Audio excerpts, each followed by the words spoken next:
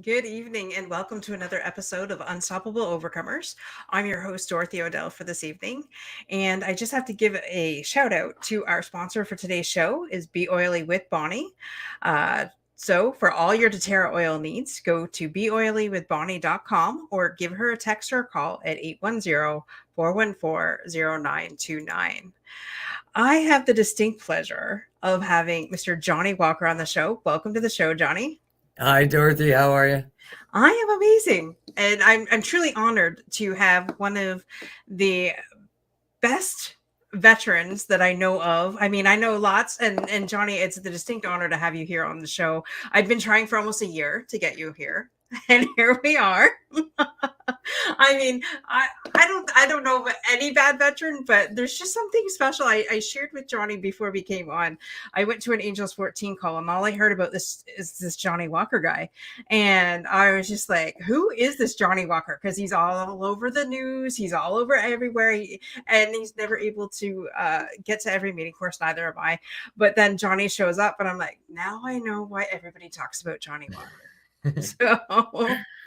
Welcome. It's an honor to be here, Dorothy, and I told you I'd be on, and I apologize. I have a very busy life.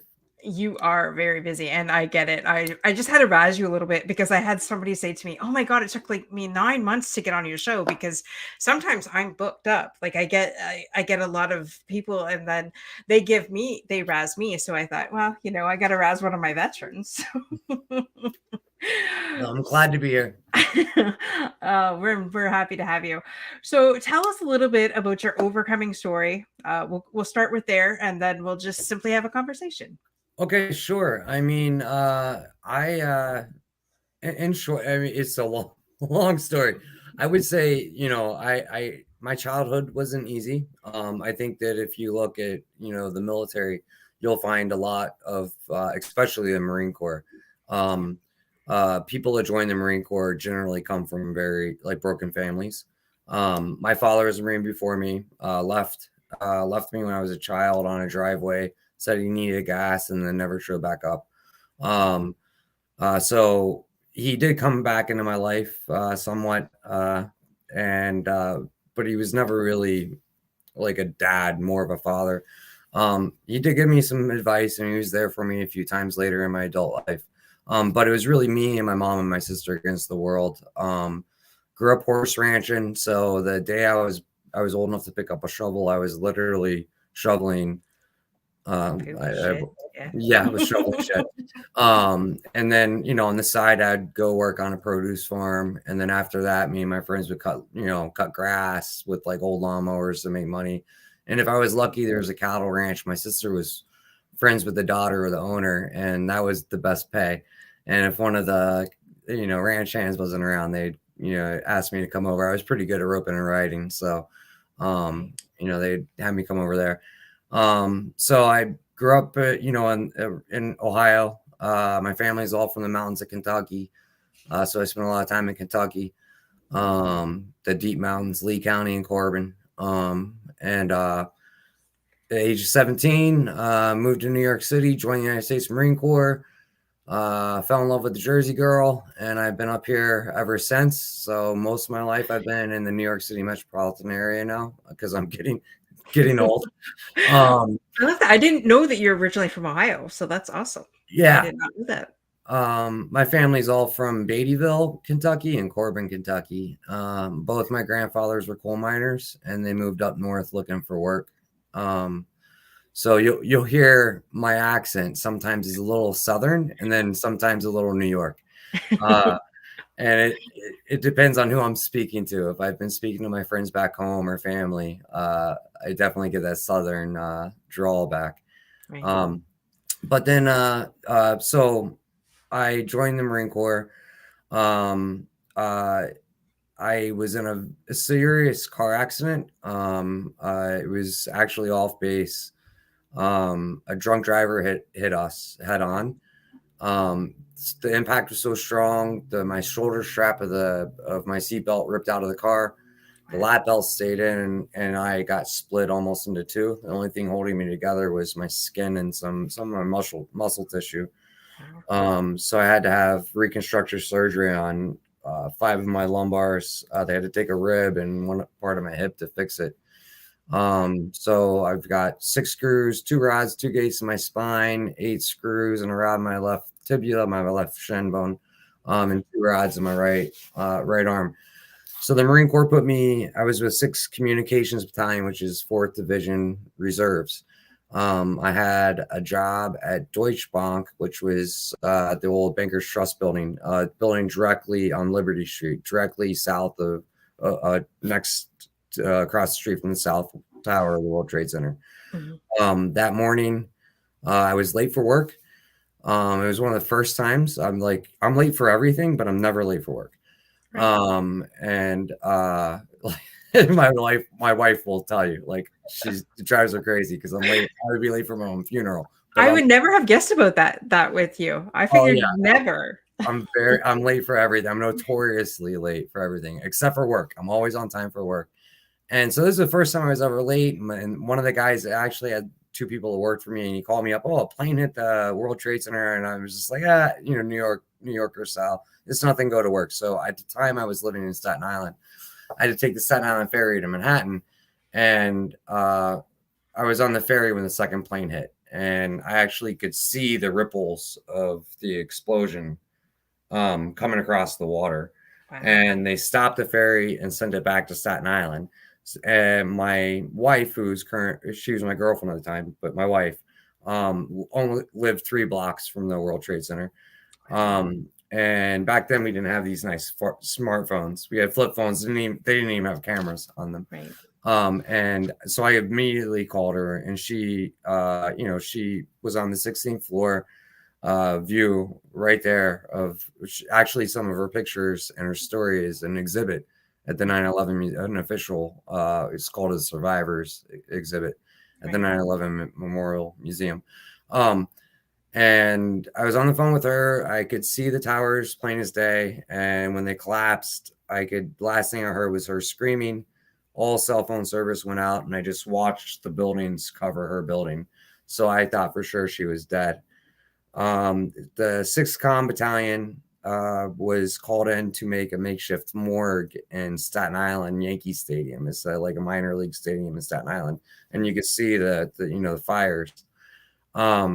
They set up body bags. Nobody was coming in. A good friend of mine who was in the National Guard, who also lived in Staten Island, knew where I was. So he came by, he found me, and he was like, Walker, I'm going in to help. And he's like, do you want to come with me? And I looked around, and I'm like, yeah, let's go. And so I put on some civilian clothes, had my boots on still, but I had jeans and civilian clothes. I actually going to go ahead and admit it. I stole a Corman pack, med pack, put it in my backpack, and we went down to the ferry, met up with some firefighters, and showed them our military IDs and said, hey, we want to help. And they said they could use any help they can get.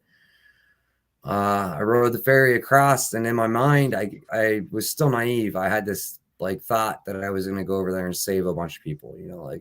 I don't care what I got to do. I'm going to get somebody out of that. Right. And I can remember I got off the ferry, and I'm in a documentary. I'll try to keep it short. But I can remember getting off the ferry. There's an army of EMS ambulances, and everybody's just sitting there with their hands on their heads. And I remember thinking, come on, guys, follow me. Let's go get them, hoorah, come on, that right. Marine Corps spirit, And as right. I walked up through the 5 points of Manhattan, which is a historic area, I knew the area well because I worked right there. So I knew how to get there. And the dust just got deeper and deeper, and you'd see a shoe, a briefcase, a hat just laying there. And there was still burnt paper floating down, kind of like a fall day. Wow. Right. Leaves falling, and they're, lit like cigarette, on the corner of papers just falling out of the sky. and it got deeper and deeper, and I turned the corner right at the old church where the Burger King used to be, where I used to eat lunch.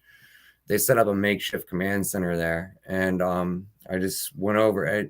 The moment I turned that corner, the level of destruction, you don't see it on any movie or picture. It doesn't explain the level, I like the magnitude. Mhm. Um, and right then I knew like I wasn't getting anybody. But you just do anyway. You Right. try. Um, I think, well, even just watching that as a civilian, we're like, okay, they've got to report somebody that's still alive. I even remember it. I was working at Leisure Trailer Sales in Windsor, and it was the first and only time we were allowed to watch the news at work. And I remember that day like it was yesterday. And yeah, so here I'm thinking, okay, there's got to be people alive, but I can't imagine, you being right there, and especially having your girlfriend there. yeah. Well, I before I left, I did know she was okay. Okay. Full disclosure, she had to actually. She went across the Brooklyn Bridge. And once she got safe, so I knew she had gotten to Brooklyn. She called it was the house I was living at in Staten Island on the landline, so I knew she was safe. But she had nothing. She had to cross the Brooklyn Bridge with her purse and her pajamas, literally, and she was stuck in Brooklyn for 3 days. But then when I turned that corner, the first sight that I'll never forget was these giant beams of steel that were so hot they were burning like a light filament in a old light bulb. Um, and there were cops, there were firemen, there were construction workers, and I mean, it was kind of chaotic. Everybody was just doing what they could. Mm. So I went to the command center. I was like, "What can I do?" And they just said, "Try to find, pieces and artifact and belongings, and body parts go here. Wow. Belongings go here. IDs go there. Whatever you find." And I, to this day, even after going through TRP and a lot of therapy to clear it, the PTSD from it, which I'm I would never be able to talk about it today had I not um, been part of that documentary. I don't remember how long I was there, but I do remember why I left. Apparently, I wasn't the only person from my unit that decided to go, and I'll never forget. It was a captain. I don't know. I don't remember his name, but it was a captain. I remember his rank on his uniform from the National Guard. It was like, "Are you one of the missing Marines?" And I guess my haircut must have given it away.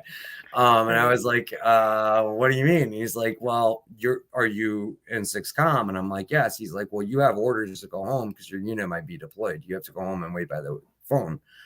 Oh, wow. And so I left. I don't know what time it was, but I do know the sun was coming up as I was walking in my door, covered in dust.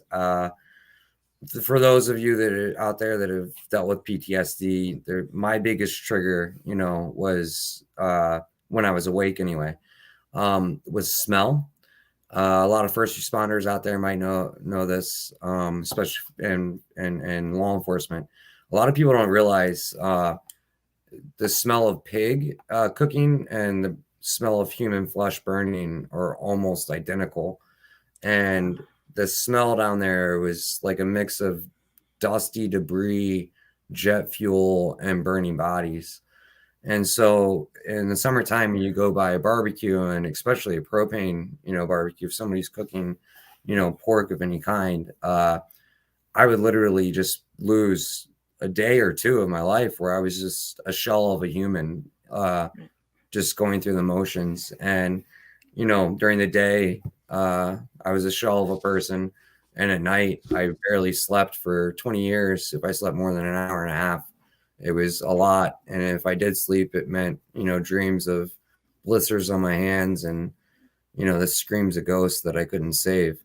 Right. Um, but Wow. after that, my mother got really sick, and it took her 6 years to die from a very rare neurological disease called multiple system atrophy.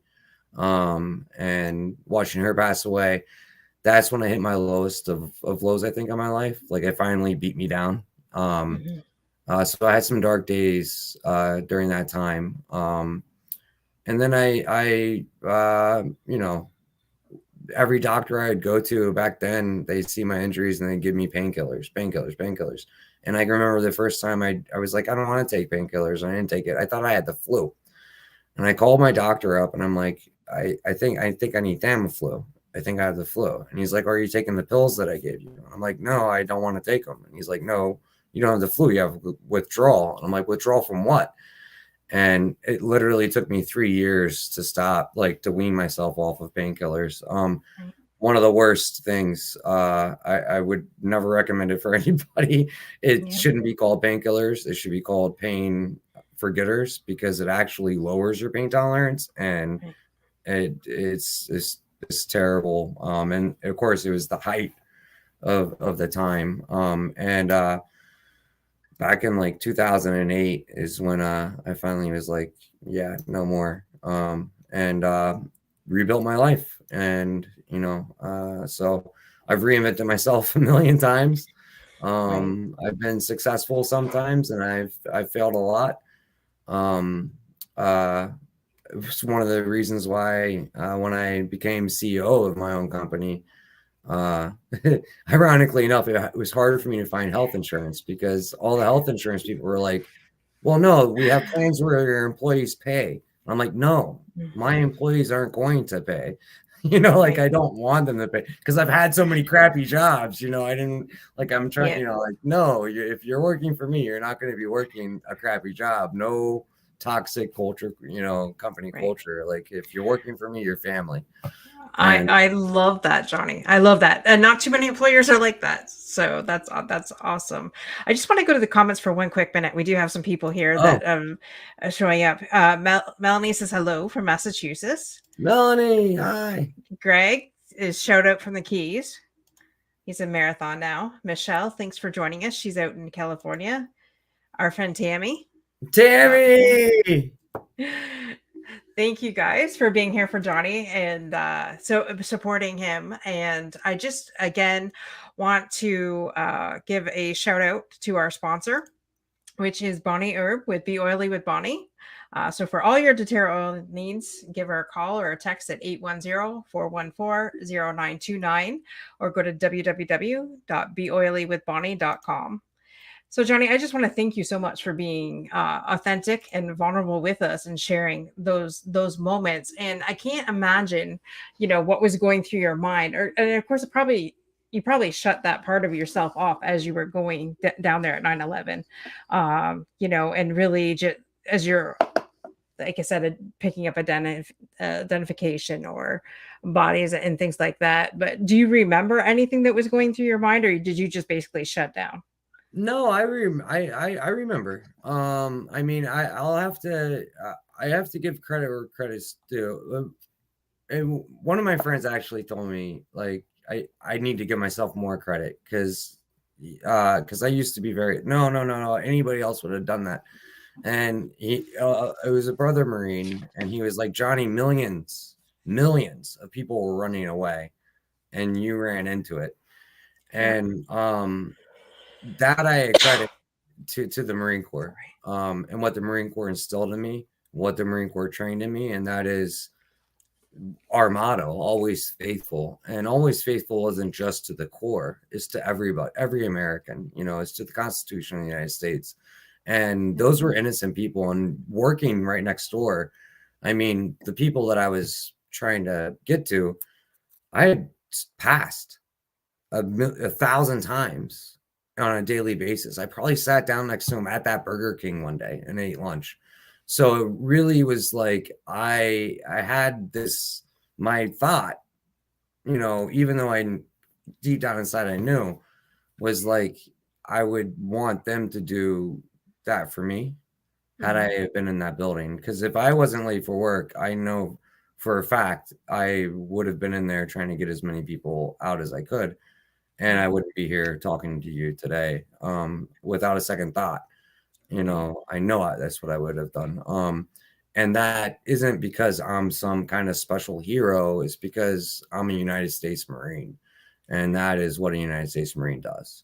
And did And you always want to be a Marine, or you just went in the Marines because that was what your family did, or is that just I will something you be wanted? 100% honest with you. So I was dating a girl that was a hippie at the time. This is before I knew my wife. My wife met me when I afterwards because we broke up because of this. And I was walking down the street, and my dad was a Marine, and I saw the Marine, the recruiting station, and I was a skinny kid. And I went into the station, the recruiting office, and they had a pull-up bar right next to the door, and he was a sergeant. He goes, "Give me a pull up." He didn't even ask my name or anything. He goes, "Give me a pull up." I couldn't even do one pull up. And he goes, "We don't need you. Go down and talk to the Army. They'll take you." And I was like, "Wait a second. No, I want to join the Marine Corps." And he's like, "All right, we'll give you an ASVAB. We'll give you a practice ASVAB. If you score high enough, I'll put you in delayed entry. And when you can do the pull ups, we'll send you to boot camp."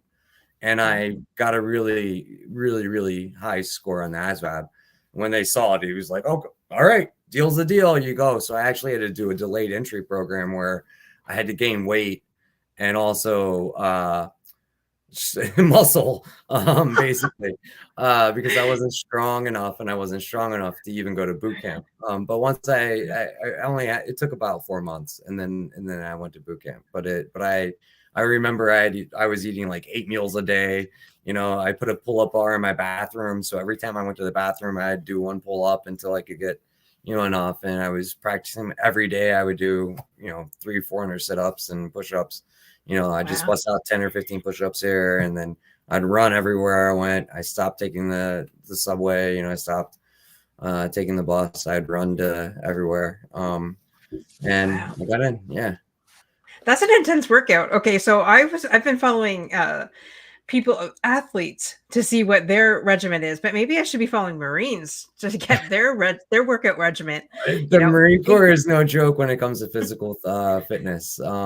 We double everything the Army does, just to keep it in perspective. Well, Yeah. gee, then yes, I might have to switch gears here. Yeah. and follow That's my just for Marine basic buddies. training. Yeah. But the Marine Corps is small. No offense to the Army. The Marine Corps is very small. So that's why we don't have medics. We have Navy corpsmen. Every Marine has to be able to fight. All of us has to be combatants. Right. Wow.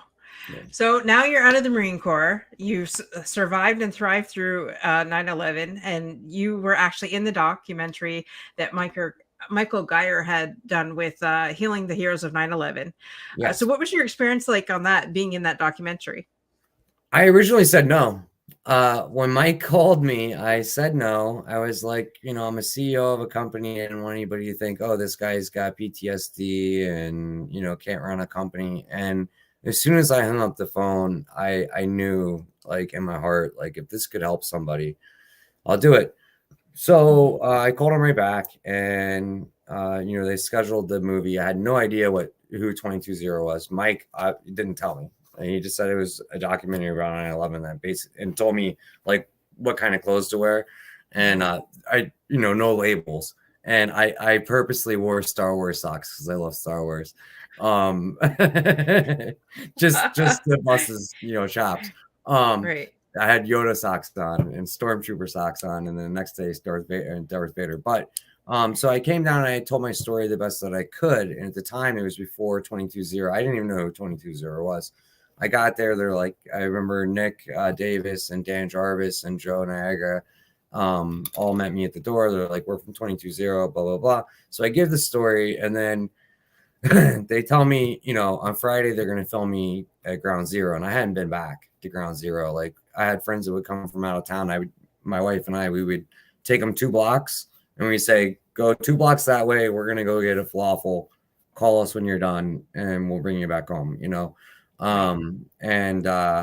I remember doing it. And then after they filmed the first day, they were like, you're going to come back. You're going to do this thing called TRP with 220. And then we're going to film you at the 9/11 museum. And I looked them straight in the eye, and I was like, I don't give up what you do tomorrow. Mm-hmm. I'm not going to that. You're not getting me to Ground Zero. Right. Came in Thursday. I did the TRP with 220, and remember walking to my car, getting in my car, starting it, and then it dawned on me I didn't check the corners as I passed. And I had been hyper vigilant for 20 years. I never walked past a corner without, you know, checking the corner, Right. and got the best sleep of my life. Well, not my life, but in the last, 19 and a half years. And woke up Friday morning and got my clothes on and went down. Next thing you know, they had me at ground zero in the museum and they filmed me.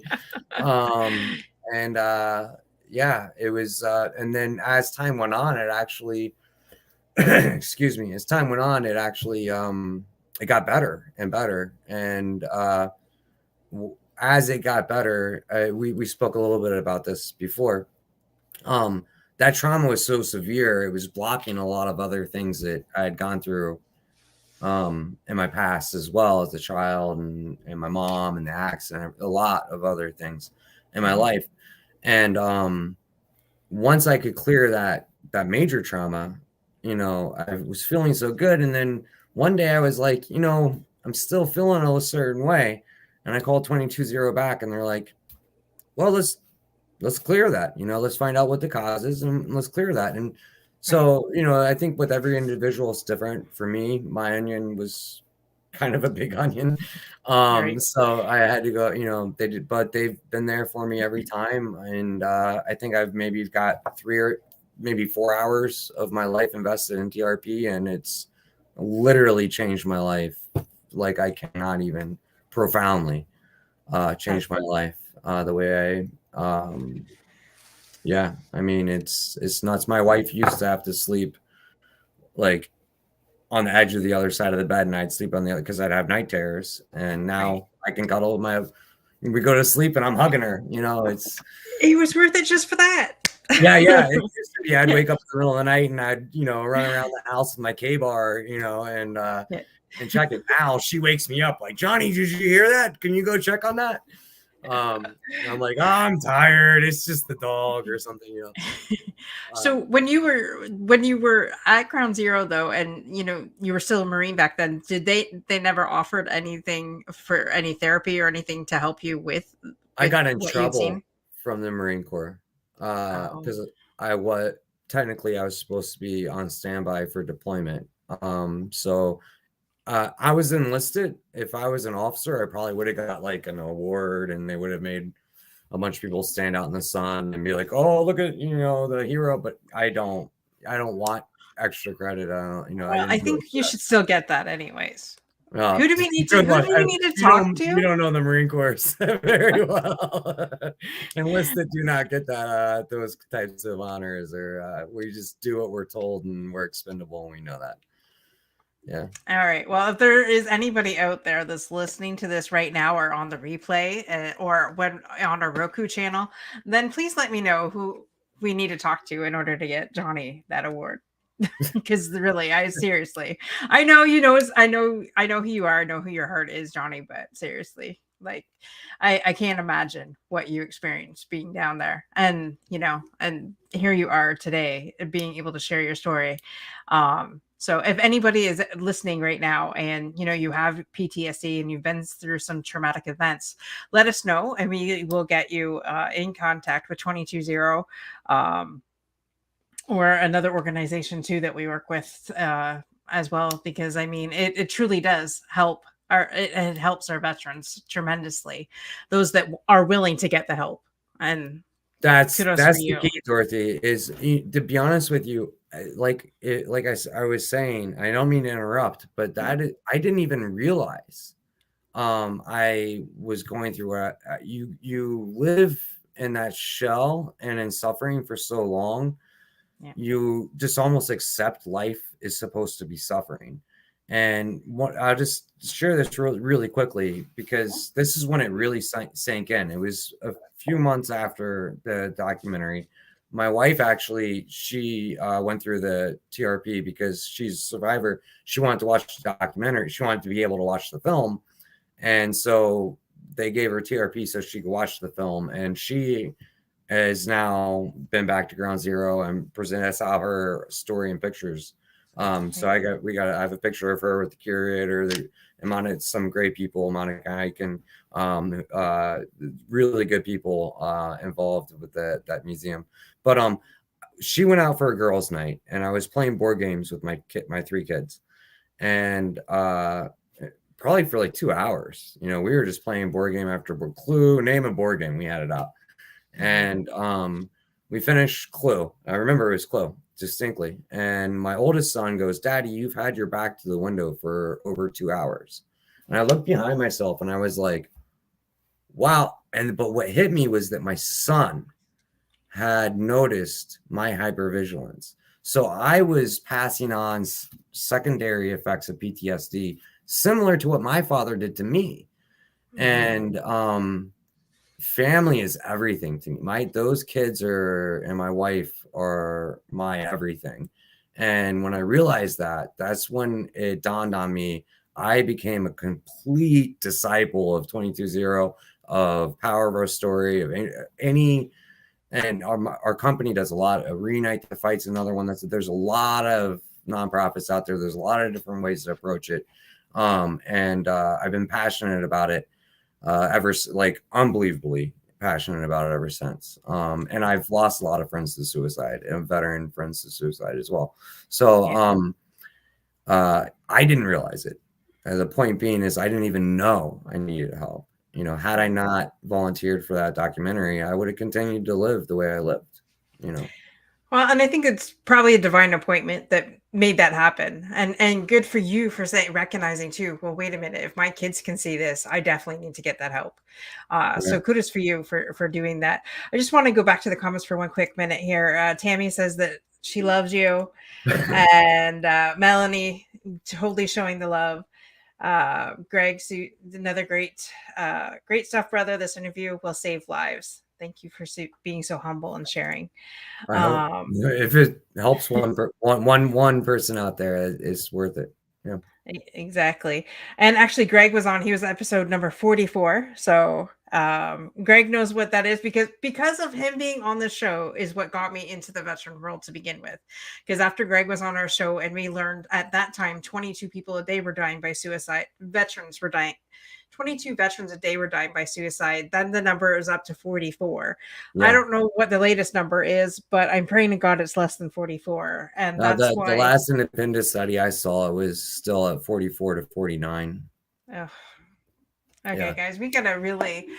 This is going out there, and this is going to save lives. This will be on our Roku channel within the next week or two as well. Once this is complete, so we're out here changing the world one story at a time.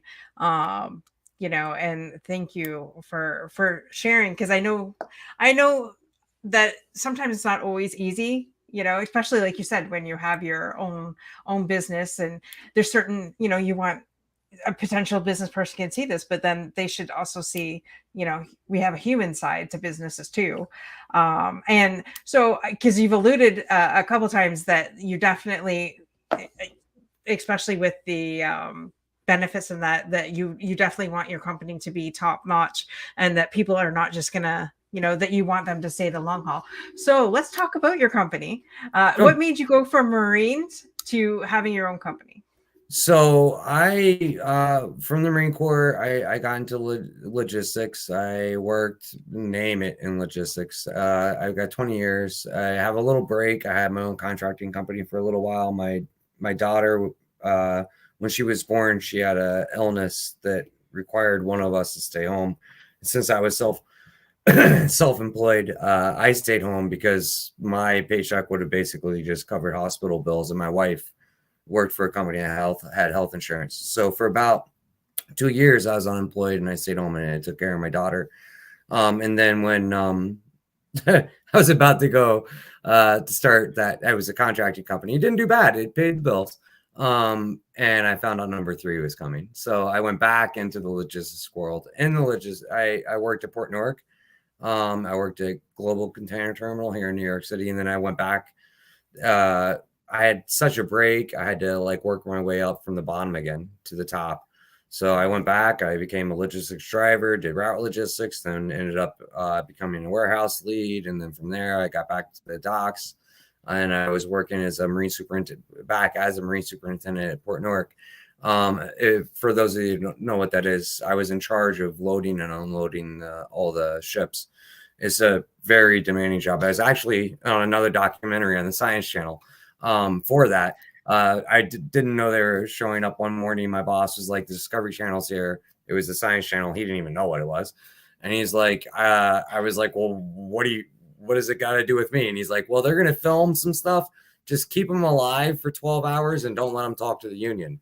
And I was like, you got it, boss. You know, so the next thing I know, they got me mic'd up and the cameras, and I was on the Science Channel. So if you want to look it up, it was Mega Machines, Sea Giants, season 1, episode 8, Mega Port, New York City, or something like that. So I saw myself on TV, and they asked me a question. They were like, could humans be replaced? And I said, no way. And then after I saw myself on TV answer that question, one night, it must have been 3 a.m, I had 6 or 7 different computer screens open, 7 or 8 different technologies and softwares. I had 12 radios. I had 2 cell phones and 3 landlines, and everything's going off. I still had to come out of the office in the middle of a snowstorm, get in a fight with the drunken Chechen chief mate. And finally I was like, you know what, just go make yourself a sandwich. I'll take care of it. And so he goes back up on the ship. And I actually took a picture of my cell phone of this moment, because that's when it dawned on me there was a better way to do not just supply chain, but all of this. The fact that I had 7 different technologies upstairs and they were all supposed to solve this problem, and I still had to climb up on the ship. I knew there was a better way to do it. So I made it a mission to find a better way to do it. And I'm full-blown dyslexic. I'm dyslexic, like diagnosed, full-blown, over-the-top dyslexic. So I knew I needed help. I couldn't do it on my own.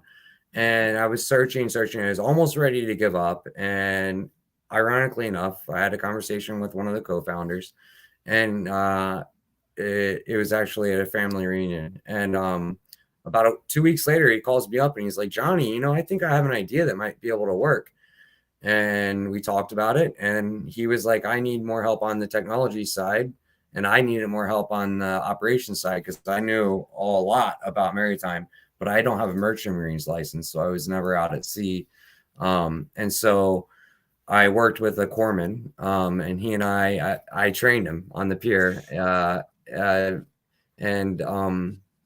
going to sidetrack. This is a funny story. This is how he's a corpsman. He would be great for the show. I should introduce you to him. Lawrence Fernando, Navy corpsman. We call him Devil Docs in the Marine Corps. And his first day of the job, a ship, and these are big ships, Dorothy. I mean, ginormous, and the mooring line snapped. And I ran and I jumped onto the gangway and I climbed up onto the ship, and I'm yelling at the crew, blah, blah, blah, blah, blah. And this is his first day on the job. And then it dawned on me, I'm like, oh crap, I got a trainee in the car and my truck. So I look down at my truck and it's empty. And I look over my shoulder and he's standing right next to me. We became best friends ever since. Somebody who can keep up with Johnny Walker. Unbelievable. Yeah, it was just, and we've been, and to this day, and the next thing you knew, we started out as an idea, and then it grew to, it got bigger and bigger, and then we found some technology. What we did was we took a lot of different advanced technologies, we put it together, and we made it practical and easy. And our ethos has always been and always will be. We do not, our success is not judged by profit. Our success is judged by how we serve, 1, the United States of America and its community. 2 is our customer and the communities around our customers. We wanted to design technology that was better than big tech's technology and give it to the regular citizens so that they can pursue happiness unabated. Because personally, I believe that Americans are trapped and they cannot do that. They have to pick that 9 to 5. They have to pick that big tech mentality or that big finance mentality. And so we want to provide everybody with a level playing field with better technology than what the big tech has. And we've done it. Our technology is the only one of its kind. We've made technology and scientific history twice just in 2023, Wow. which we're pretty proud of. And things are looking good. I can't complain. You can see, there's a lot of work. I got the bags under my eyes. 3 kids, Yeah. 3 dogs. A company. It keeps me very busy, but Right. it's worth it. Just to know that the company itself is we're seeing the impact and we're giving people an opportunity to level the playing field. And that's good for the economy. It's good for America. It's good for things. And the beauty of it, I think, is like what you're doing, what 220 is doing, what we try to embed ourselves with other veteran non-for-profits and other veteran and law enforcement non-for-profits, because it's a beautiful thing when you see people beat their demons, get there, and and I still have demons, that I need to beat. I still make Right. mistakes. I'm only human. I'm going to make a lot Exactly. more Hmm. mistakes, and I hope I do, because if you're not making mistakes, you're not living. um Exactly. and you need to learn from those mistakes. And if we can all come together and we have veteran owned companies, we have you know uh, veteran non-for-profits, and we work together, uh, what can stop us, right? Like I Exactly. sometimes I'll go ahead and say it. Sometimes I think they want the veteran community weak. They want the veteran community on these suicide cocktails of pharmaceutical medications, because if we're weak, we're not a threat. um, because veterans, we've been trained, we've been highly trained. We went from being responsible for hundreds of millions of dollars worth of equipment, and then putting in the civilian world, all of a sudden we're working at Wendy's, and we're labeled as crazy. you know Yeah. um what how is that?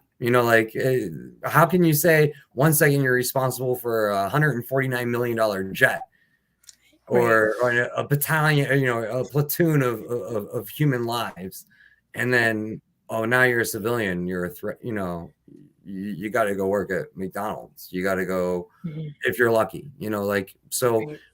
if we can work together, we can change that. We can Absolutely. build that community up. I would definitely want to see more help when you guys change out from military to civilian.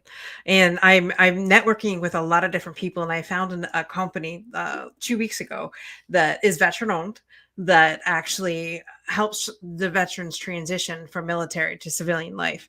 So, and not only with getting them the help that they need mentally and physically, but also helping them find a job that is suitable for them. So Offline, please hook me up. I would love to talk to them. I will hook you up with them. I believe it's called Overwatch Partnerships. I just learned of it, but I'll connect you with the guy that I was speaking with last week. I think his name is Mike. But yeah, we're he's going to be on the show. We're eventually. I know he's on. I know he's on my calendar. I just don't remember exactly what day. But yeah, some exciting things, and that's why I love working with our veteran community, because I mean they gave their life for us, so now let's give back to them, right? Right. To me, it's only fair. um Well, Whether that be in the Canadian or US, because I mean, my family served in Canada, and my brothers and sisters are serving in the US. right. I mean, but you have to also remember, civilians sell themselves short. One of the hardest jobs, I always say this in the Marine Corps, is a Marine Corps mom or wife.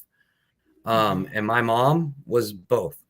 And I volunteered, right? And I got trained to face those types of things. They didn't. And, Yeah. their loved ones are out there, and you know, they're the ones that have to carry that folded flag back home. And so I don't want to say, oh, veterans, because civilians are equally play a part, in the success of this, if we are going to be successful. And if you think about, let's just say 44 suicides a day, that's not just affecting veterans, that's affecting civilians, because Mm-hmm. it's their children, their brothers, their sisters, their mothers, their husbands, their wives that are finding them, right, Yeah. and losing them. Yeah. So this trickles down and really affects the entire community of both Canada and U.S. Yeah. And law enforcement suicide rates are skyrocketing right now, and I think we'd be a disservice if we just said veteran. Mm-hmm. Because every time a police officer say, "Hey, thank you for serving," and I always say, I'm not wearing a uniform, dude. You're literally still wearing a uniform. Like on Yeah. Christmas morning, I wake up and I get to, open presents with my kids. You're keeping me safe so I can do that. Like, thank you for your service. So I really support the law enforcement community and the first responders, Yeah. firemen and the EMS that are out there working their butts off, 24/7, 365. The job is hard. And nobody calls the cops for their kid's birthday party or bar mitzvah, Mm-hmm. unless that bar mitzvah or birthday party got out of control and there was a fight, right? They Right. never get to see the good side of people. They're only called for the bad side. And that's a Right. very demanding thing. And I think I've experienced that through somewhat in my Mm-hmm. life. And so I can identify that. And I could only imagine that being my job on a day-to-day basis for 25, 30 years. So I definitely want to highlight that, the law enforcement community, first responder community, you know, and the civilian community, it's all one, Yeah. ecosystem. I mean, it's Exactly. easy And to, highlight that's why that.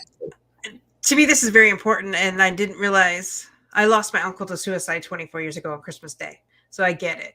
I get it. I get the Yeah, other side.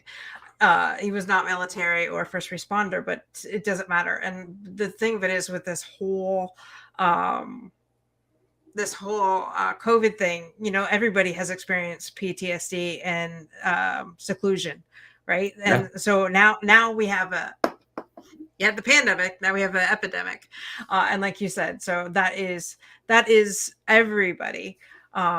So thank you so much, though, Johnny, for sharing that, and I love that. And now we have got to bring up Kimberly and her amazing guest to the show so that we could do the fundamentals. So I will hand that over to Kimberly. Thank you. It's so good to be here. Johnny, thank you so much for your interview today because it was so powerful. And I really appreciate the close because it's not that common to have someone. I mean, we have incredible humans on this show, and they're incredibly passionate, right, about in their very single focus, which is like amazing, right? It gets the job done and it's spectacular. And I just so appreciate, and you just really pulled at my heartstrings because the number that I have that people don't pay attention to is the human suicide rate, which is 132 a day. right, exactly. It's like there's many of these, and and those are huge numbers, right? Like 44 is a huge number, and yet they're like the real conversation is we have 132 beautiful human souls surrendering a day. Right. And just really thank you for bringing that into this show, and especially at such a time as this, right? Where we're in the spring season, right? And just it's just really great for.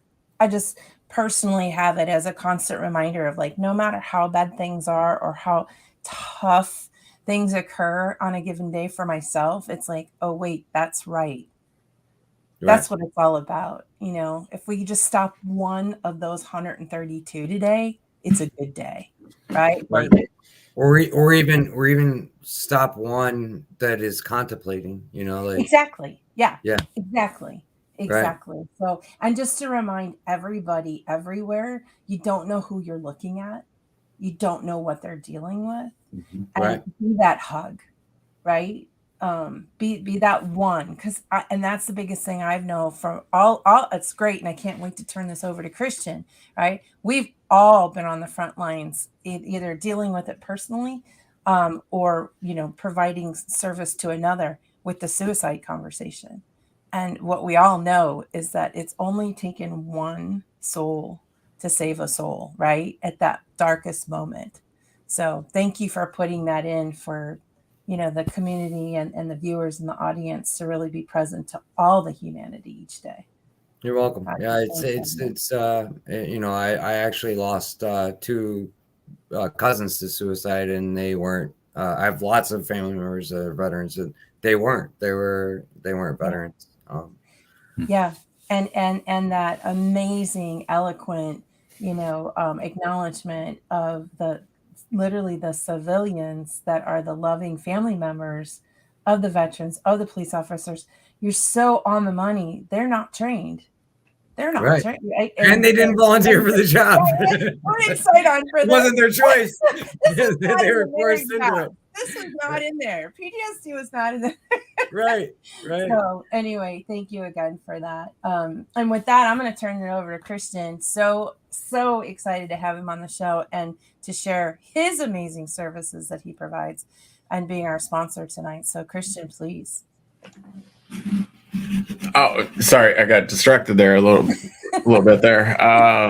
Well, yeah, thanks, Johnny, because it is a key point of like service. Like, are you running into, the fire, or are you running away from the fire? And that's kind of what I discovered as the left foot coach, as a business owner. Sorry, I keep getting these things that take over my screen, and they're distracting. Can that stop? Well, she's actually, Kristen, she's putting out your link. Okay, got it. It just like overwhelms the whole screen. I can't see. Just look into the camera. That's my PTSD from concussion. Yeah, look in the camera. Don't look at the screen. Yeah. So, right here. As a business owner for 16 years, I had the ups and downs of, do I want to commit suicide when my business was going down? And, there were different points in my life that what was I going to do during those times that I didn't have anyone, solopreneurs, entrepreneurs, we all go through this. It's all on me. The Thursday, sometimes the Monday before payroll runs, payroll used to run for us on Friday, but like Wednesday, the money's got to be in the bank, but Monday you're worried about, like, are you going to cover that? And so that's why I created the Left Foot Coach, because I was noticing that there were all these business owners out there that were alone. And, coming home and telling your wife that you don't know you're going to make payroll, it's kind of like the similar conversation you just had, that they didn't sign up for that. Yeah. And so who are you going to tell that you're not going to make payroll? Or how am I going to pay the taxes at the end of the month? How am I going to do this? And that kind of fear, someone called it the entrepreneur's terror. You can look into the eyes of an entrepreneur when they're all in and they don't have the side job, or they don't have another job that's paying the rent, or, like different things like that. But your business is doing what it's doing, and it's paying for your employees and taxes and healthcare and insurance. That's the entrepreneur's terror. And you can see it in another person's eyes when they're, the employees aren't responsible for making payroll, but the accountable entrepreneur is, and that's, the CEO. So the Left Foot Coach was created with that in mind, of being a partner to the CEO, where I don't just coach the CEO or the entrepreneur. I get involved and invested in the actual like projects that most CEOs, oh man, it would be great if we had like an employee training program. Got it. Let's design that, because that's going to amplify the business, or that's going to like stabilize. Oh, it would be great if we had metrics or financials. I have one client right now. They have a huge marketing gap. They don't know if their marketing and advertising is successful. So we've looked at automating all of their core programs, developing their messages, and building the automation as well as the front door aspect. And that's just part of the services that I'm providing. So that's the Left Foot Coach. And the link is in there, and I'm trying to go bare bones as much as possible. And it's just a little quick, easy brochure. But it's been a great adventure, and it's being hand in hand with the CEO, not like, hey, you're just going to go do this on your own. Yeah. I love that. And I can relate. I can definitely relate. It wasn't like people don't see, they see you on television, they see your successes, but they don't see all of the blood, sweat, and tears, the long nights, the times you have to skip tucking your kids in, the birthday parties you have to miss, they don't see that. They just say, oh, Johnny was on TV national, Johnny's interviewed, oh, look at that. But they don't see all of that other stuff. And that's great that you're doing that, Christian. That's amazing. And Gargu is awesome, by the way. I keep him in my back corner, just so I know he's always there. Well, that's a perfect segue, Johnny. So who would like to share their fundamentals first? I'm always game. Yeah, like I was born ready, so I'm fine either way. If you want to go first, Christian. You guys get to pick. Look at how gentlemanly they are being with each other. Go for it. I'll go because when you asked me this morning, I've been thinking about it even more. I used to say in our academy in the operations, fun is focused understanding now. That when I'm focused, I'm present. I'm into whatever I'm doing. You're into whatever you're doing. And it's, and we think about flow, that's focused, right? And then when we have understanding, there's presence, it can be communication, it can be with other people, there's total understanding. And when we're here and now and present, that's fun. And, and I like distinguishing between playfulness and fun. They're two different things. So I like saying focused understanding now is what fun is for us. Beautiful. Awesome. Beautiful. All right, Johnny, you can bring us home. All right. Well, mine's family, God, country. And not necessarily in that order. They're all intertwined to me. And I'll try to be as brief as I can. To me, to me, God can be, we're all God. We're all children of God, right? How you view God, I don't judge. Mine is right here. Never leaves my side. This is the only, people have asked me in other interviews, what book do you recommend? I say the Holy Bible. You don't need any other book. But that's me. I actually am very spiritual, not very religious, to be honest with you. I take lessons from a lot of my long story short, my grandfather, who I thought was my grandfather, was Cherokee. Turns out when we did DNA testing, grandma had some secrets. But he taught me, so my whole life I thought I was part Cherokee until I was in my 40s a few years ago. It turns out grandpa wasn't grandpa, but he's my papa. And I grew up with him, and he taught me, he spoke Cherokee. He was born on Cherokee Reservation. And so I took a lot from every religion, has lots of good things. And so when I say I put God in the middle on a purpose, because it ties everything together. And family, not necessarily just those kids, the little footprints, you might hear them now. They're getting a little rowdy. I'm sure my wife is getting that to that time of night. She's can't wait. But family's not necessarily just my wife and my kids. They are my heart and soul. But family is also your friends, your family. Your family doesn't necessarily have to be your blood family. Your family is who you make it. That is the people that and you can trust, and you build trust. And a lot of times people will let you down. And I can't remember who said it, but it was said, you never know what somebody's going through at that moment. And if they're in that circle that you consider family or friends and you don't know, it's on you, dude. Like you should be checking yourself, because you're not, you're not being fully there for them too. And I found, and I make this mistake a lot, especially as a CEO and as a left foot coach. I imagine you probably see this. I tell my friends all the time, I am so sorry I'm a crappy friend right now. I really am, because I am a crappy friend right now. I am really hard to get a hold of, and I want to be there for all my friends and family. I tell them that all the time, but I can only, be in so many places at one time. And country, I don't just mean the United States, although the United States to me is, I mean, you can see I bleed red, white, and blue. And I'm like a walking, talking Aaron Lewis song that runs a tech company. But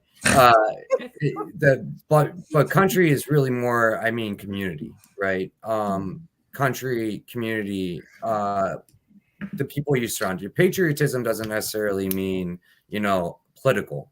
Patriotism to me is that pursuit of happiness. We all have been given a divine right to pursue happiness.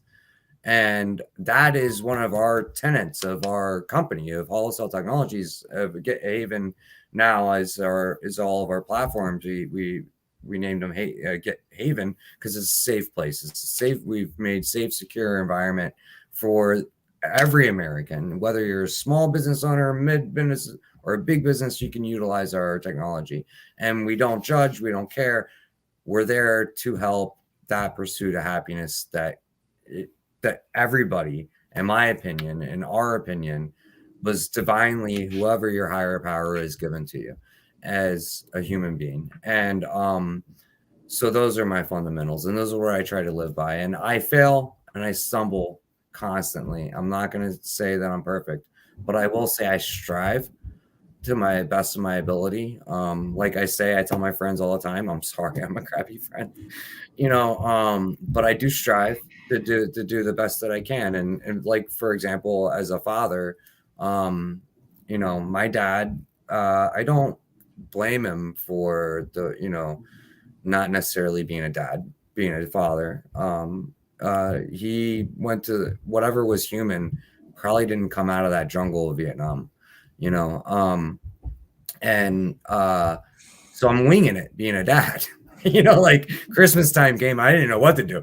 It was like, I guess I'll listen to movies. So this is what dads do at Christmas, but those are my fundamentals. And I guess all three, if you put them together, it's okay to be human. It's okay to fail. It's okay to, but as long as you're striving to help others, as long as you're striving to better yourself, and in the process, better the people around you, in the community, the country around you. And that's why I put God in the middle. That is so that's why I said not necessarily that order. Was that the Oreo stuffing? Kind of like that. Yeah. The God's Oreo stuffing, holding it all together, right? It's the glue that kind of brings it together. And whoever you claim, whoever you are, I don't mean to say God, like, I don't push my views upon anybody. I don't judge. I cast no stone. If it works for you and it makes you a better person and it makes you strive to help your friends and your family and your community and your country, I am 100% behind you. And that's my fundamentals. Beautiful. Thank you both. You've been amazing. Delivered as always. And Dorothy, back to you. Wow, that was just amazing on all different levels. And you're right. And Johnny, I think we all fall short. I mean, and now this whole thing of putting ourselves first, some things gotta go. Sometimes we can't always be there for everybody, but right. Because it's like that thing with the plane. You hear it all. You see the memes on LinkedIn all the time. Oh, you got to put the oxygen mask on first. But in reality, sometimes you don't have that choice, especially as a parent. My kids have to eat before I send them to school. So that means guess who gets breakfast first? Not me. They do. And then I have a meeting directly after. So there's lots of days I don't get that breakfast, but I gotta feed those kids, they're not capable. Well, they're getting to the point where they need to start learning how to cook. But we'll address that on another show. We need to start delegating more. Trust me, I'm there with you, brother. I'm there with you. And I just wanted to give a shout out to Inger. Inger joined us a little bit late here from Toronto, Canada. And she says, people never see the blood, sweat, and tears that go into where we are as entrepreneurs. Absolutely. And yes, family is what you choose. And I've said that because for decades, I prefer friends over family some days. Anyways, That is a whole other episode for another day. And I just want to give one last shout out to, I know, and you're gonna, when I say out, all my American friends have something to say about how I say that. Can And I just want to give a shout out one more time to our sponsor for tonight's show, Be Oily with Bonnie, for all your doTERRA oil needs. Get a hold of her at www.beoilywithbonnie.com or give her a text or call at 810-414-0929. As well, don't forget, in order to get a hold of Mr. Left Foot Coach here, Mr. Christian, go to here. And Johnny's information is in the show note. But do you prefer them to go to your website, Johnny, or how do you prefer people to get a hold of you? Our website is actually being updated right now. It should be good to go in the next like 48 hours because it takes time for it to like circulate through the system. But you can go to Get Haven now. I'm on LinkedIn. Anybody out there, you can reach me on LinkedIn. I'm pretty active there. Facebook, I kind of try to reserve for friends and family, a little bit more private. I don't trust either platform because they get hacked literally every other day. Yeah, my Facebook got hacked a week before I moved, and I'm like, okay, well, I guess I'm off Facebook now. We actually have a social networking application called Haven Create. You're more than welcome to join it. It's in beta testing. We're inviting the community to come in, but I have to shamelessly plug somebody. Navy SEAL Will, energy drinks. I'm going to have one right now to put the kids to bed. If you're on, William, I just plugged you, bro. Just because you're a good SEAL, good American, good entrepreneur, and a good brother. Yeah, Dorothy, thank you for having me.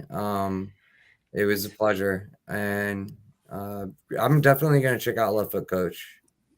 Perfect. Yeah, great. Yeah, because and I'll just give you one of the freebie questions I ask is how many vacation days are you having? Actually, none for about 3 years, but this year I made it a point we're going to actually one of the founders of one of the original members of started 22-Zero's house down in Florida to hang out with him and his family, or Georgia. Right. I mean, so we're going to go down to Georgia and enjoy the nice warm weather and get out of the Jersey cold for a little bit. Yeah. Well, there you go. Then now you got to check it out because we want to get the vacation days up. And I got to 56 vacation days. And that's where, as an entrepreneur, having that many vacation days was because I was empowering my team. They were able to serve everything. And I was able to get myself out of the job that I had created for myself. Which, that's a trap. That's a cycle that is hard to get out of because when you're an entrepreneur, like once the business grows to a certain point, you can't micromanage anymore. Yep. You have to just let your team do what they do. And that was probably one of the hardest transitions for me over the last year was, like separating myself from certain projects. Like I can't be involved in every single I just can't. Yep. It's impossible. That's great advice. Great advice. And Christian golfs every Wednesday morning with his dad. So he's creating a 4-day week.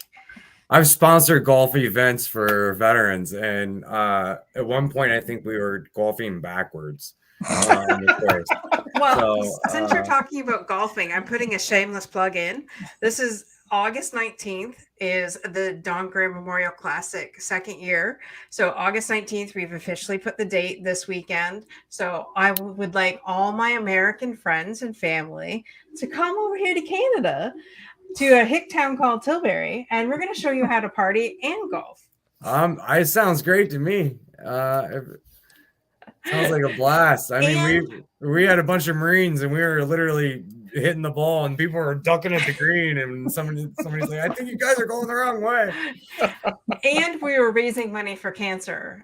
There is a woman that I reached out to who, when my dad was first diagnosed with cancer, she helped me get, answer some questions. So the money raised will be going to her organization that they meet once a month and just bring support to the community in Chatham-Kent, Ontario. So yes, we're raising money, having fun, and Trust me, Hillbillies know how to party. And please, if we offend you, You're not going to offend a Marine when it comes to partying. oh, you don't know my brother. He's a hick. Yeah. Well, I'm a hick too. I grew up horse ranching, so yeah. Anyways, we'll finish this conversation off air. But I just want to thank all of our guests for joining us today. Thank you so much, Christian and Johnny, for being with us tonight. Be unstoppable and all that you do, guys. And remember, next week, same time, same channel. Bye for now.